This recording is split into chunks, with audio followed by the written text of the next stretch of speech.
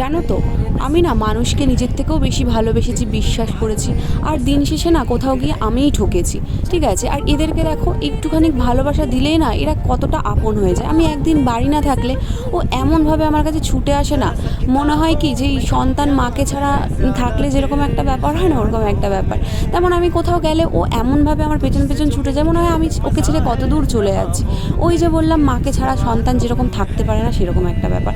তাই না, একটা জিনিস খুব ভালো করে বুঝে গেছি, মানুষকে ভালোবেসে ভাই কিচ্ছু হবে না, মানুষকে ভালোবেসে দিন শেষে তুমি আঘাতই পাবে। তাই এদেরকে ভালোবাসো, এদেরকে কাছে নিয়ে নাও, দেখবে জীবন সত্যিই সুন্দর।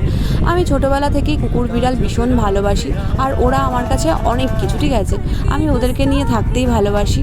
আর একটা কথা তো এখন এসে একটা কথা তো খুব ভালো করে বুঝে গেছি, ভাই মানুষকে ভালোবেসে কিচ্ছু হয় না। বেসেছিলাম, মানুষকে ভালোবেসেছিলাম, আপন করে নিয়েছিলাম, বাট দিন শেষে এত বেশি আঘাত পেয়েছি তো তো আর না মানুষের প্রতি আর ভালোবাসাটাই নেই। আসলে কি বলো তো, ভালোবাসা মানুষের জন্য নয়।